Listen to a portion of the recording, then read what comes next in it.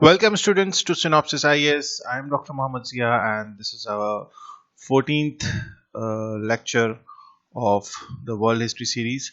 पिछले लेक्चर में पिछले वीडियो में हमने बात की थी यूनिफिकेशन ऑफ इटली की। आज हम बात करेंगे यूनिफिकेशन ऑफ जर्मनी की। एक्चुअली इन दोनों देशों के जो जो इनका एक जो यूनिफिकेशन हुआ या जो वो जिसको हम कहते हैं राइज ऑफ नेशनलिज्म था,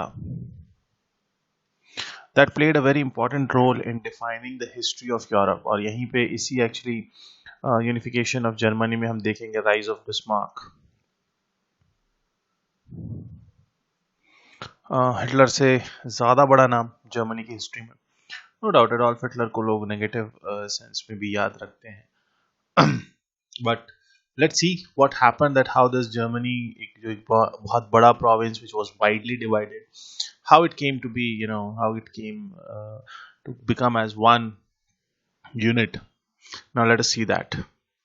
First of all, हमने पिछले लेक्चर में भी बात की थी ये कांग्रेस ऑफ वियना की, और उसमें हमने देखा था कि 1815 में जब ये वियना कांग्रेस होती है तो वहां पे जो जर्मन स्टेट्स हैं, there were like 39 German states थे और उनको मिला के एक कॉन्फेडरेशन बना दिया गया। इसमें जो दो सबसे इम्पोर्टेंट कहना चाहिए एम्पायर्स थे इस कॉन्फेडरेशन में, वो थे ऑस्ट्रिया हंगरी एंड प्रूशिया। और इन्हीं दोनों में आप यहाँ देख सकते हैं, this green region is Austria Hungary and this bluish region is Prussia. और यही सबसे बड़ा जो कहना चाहिए, Prussia was and these two were very dominating, rest were small like Bavaria और all this region, Hanover, all these were very small, but the dominating one was Prussia and Austria-Hungary।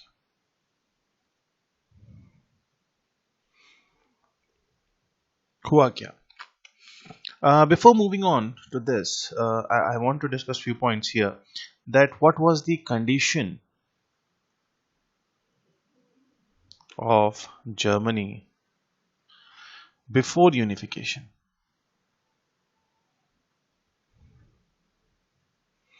तो ये जो जर्मनी का कहना चाहिए time period था, it was largely, ये जो टाइम पीरियड था ये यहाँ पे जो सोसाइटी थी वो बहुत ज़्यादा फ्यूडल नेचर की थी। फ्यूडलिज्म प्रिवेल कर रहा था जर्मनी के अंदर, बहुत ज़्यादा क्लास डिफ्रेंसिएशन था और मतलब एक जो हमने प्री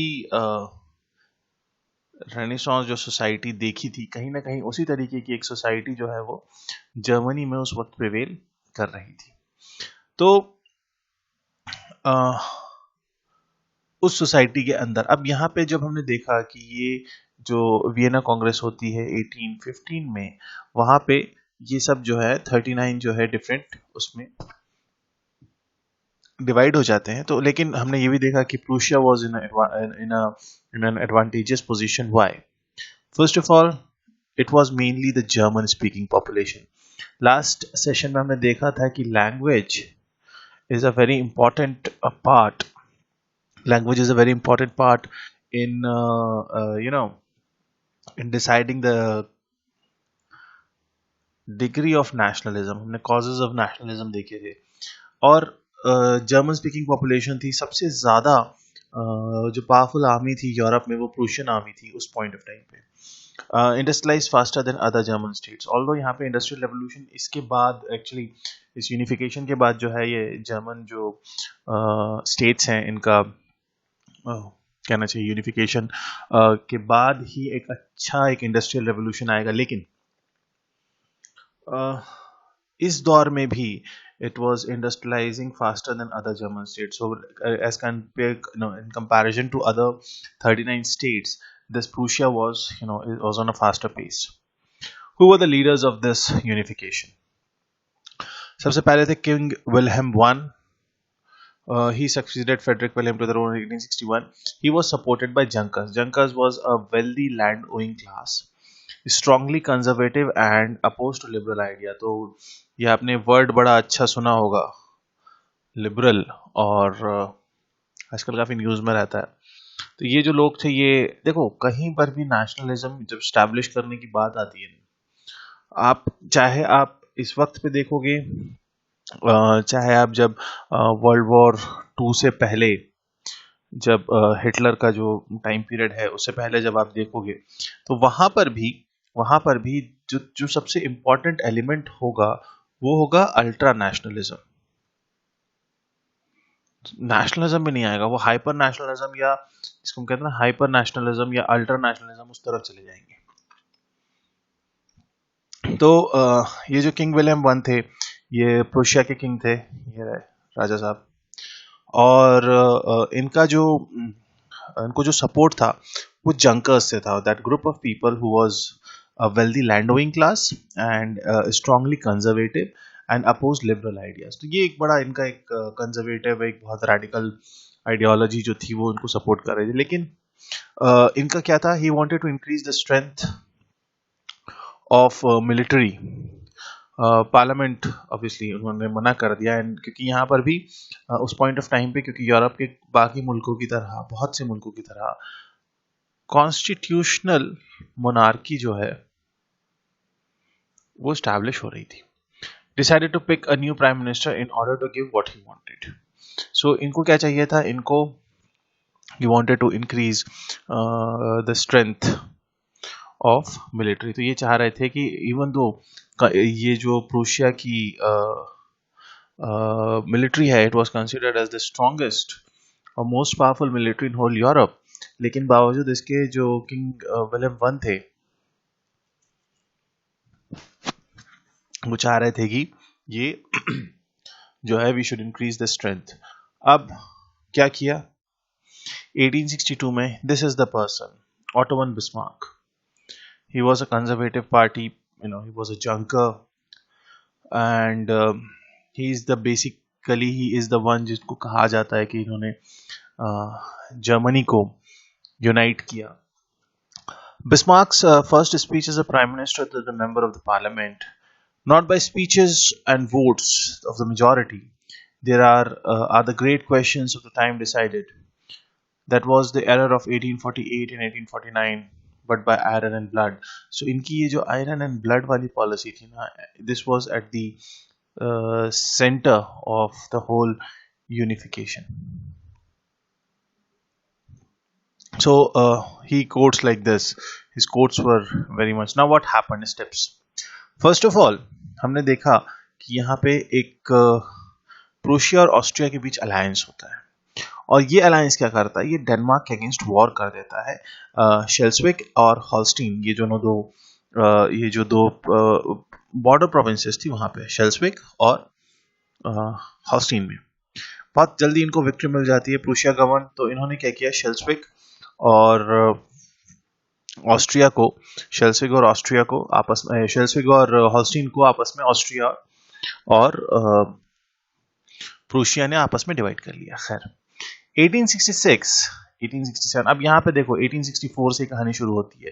प्राइम मिनिस्टर कौन है, बिस्मार्क.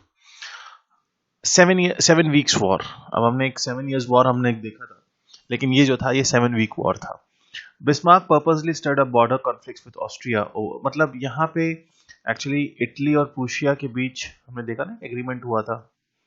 तो इटली ने प्रूशिया के साथ एग्रीमेंट किया, ठीक है. बिस्मार्क ने यहाँ पे गेम ये खेला कि इन्होंने मतलब यहाँ पे जो शेल्सविक वाला जो रीजन था और हॉस्टिन वाला जो रीजन था, जो यहाँ पे इन्होंने मिलकर डेनमार्क से ऑक्यूपाई किया था, यहाँ पे बिस्मार्क ने डेलिबरेटली जो है बॉर्डर क्राइसिस शुरू किया, और at the same time Italy के साथ एक सीक्रेट एग्रीमेंट किया. Now they had tensions with Austria. Italy का ऑलरेडी टेंशन किसके साथ था, ऑस्ट्रिया के साथ था.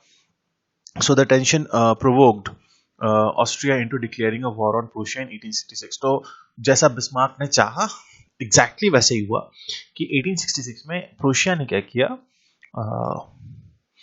वॉर डिक्लेयर कर दिया किस पे? ऑस्ट्रिया ने वॉर डिक्लेयर कर दिया। सो ऑस्ट्रिया ने वॉर डिक्लेयर कर दिया किस पे? प्रूशिया पे। और यही बिस्मार्क चाहते थे। देखो, हर कंट्री चाहती है कि सामने वाला पहले शुरुआत करे, इसलिए कभी, और एक बड़ी अच्छी पॉलिसी है, क्योंकि अगर आप जो वॉर स्टार्ट करेगा उस पर वो एग्रेशन और वो सारी चीजों का जो है ना चार्ज लगता है, तो कोई नहीं चाह रहा था कि वॉर हम शुरू करें, तो ये वॉर शुरू किया बिस्मार्क ने। लेकिन करवाया किससे? ऑस्ट्रिया से। नाउ, और by 1867 a few southern German states remained independent of Prussia. 1867 तक आते आते क्या हुआ? I think map is there. Okay. ये वाला जो आप मैप देख रहे हो, where it is. Except these southern states, what happened here in this? Um, There were except these southern states remained independent of Prussia. Bismarck could win the support of southern if they faced threat from outside. तो northern जो confederation की states थे, northern जो provinces थी, they supported Bismarck. लेकिन southern states, क्योंकि वहां पे, क्योंकि सदर्न स्टेट को आप देखोगे तो they have a border with Austria, और southern states were very much pro Austria, अगर आप उनको कहना चाहो तो कह सकते हो। बिस्मार्क को ये रियलाइज हुआ कि अगर इन सदर्न स्टेट्स को कहीं से हम आउटसाइड थ्रेट दिलवा दें तो जो है they will come on our side, क्योंकि they don't have that strong army. So a war with France. So he published an altered version of a diplomatic telegram he had received from Four. Wilhelm seemed to insult the French. Reacting to the insult, French declared war on Prussia. तो मतलब ये actually खूबसूरती थी Bismarck की कि वो जैसा मतलब मैनिपुलेट करना चाहते थे वो वैसा मैनिपुलेट कर जाते थे, और करा भी एक्चुअली उन्होंने वही। उन्होंने सबसे पहले क्या किया, फ्रांस से जो भी उनका रॉयल कम्युनिकेशन था, यहाँ पे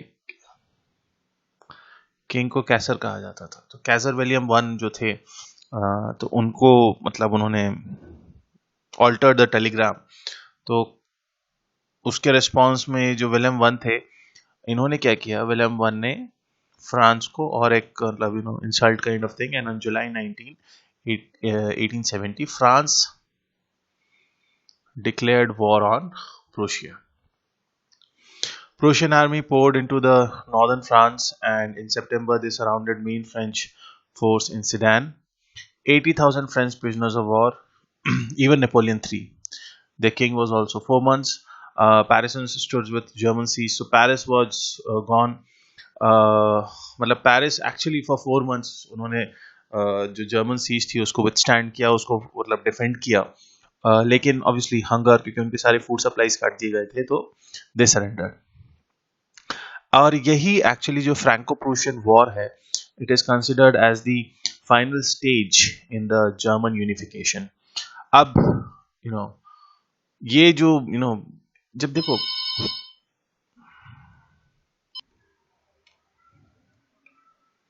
now the nationalistic fever also seized the people in southern Germany. So when these southern people they realize कि हाँ ये फ्रेंच और जर्मन में पीपल है, लाइक ऑस्ट्रिया ने हमारा कोई साथ नहीं दिया, एक्चुअली यही बिस्मार्क चाहते थे, और वो जो एक्चुअली इंजेक्ट करना चाहते थे लोगों के दिमाग में, स्पेशली जो सदर्न जर्मनी के लोग हैं उनके दिमाग में, कि देखो it's about, when it is about German and Austrian, German will be on one side.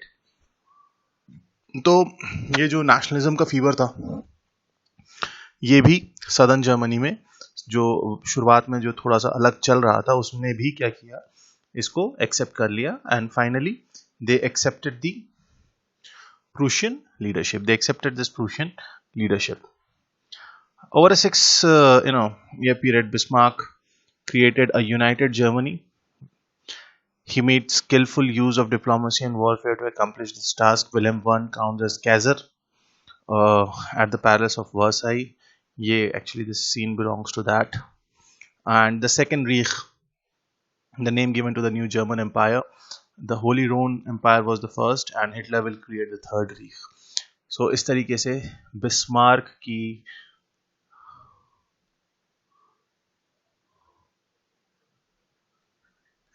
Iron and blood policy ने क्या किया, unification of Germany, that too 39 states का जो कॉन्फेडरेशन था अब एक Germany, known as the Second Reich, that was a name given to the new German Empire. Hitler जो है वो तीसरा आगे create करेंगे. So this was about the unification of Germany. Now, in the next video, we will start basically World War I. So get ready for that. Have a great time. This is it from me in this video. Stay safe, stay healthy. Thank you so much.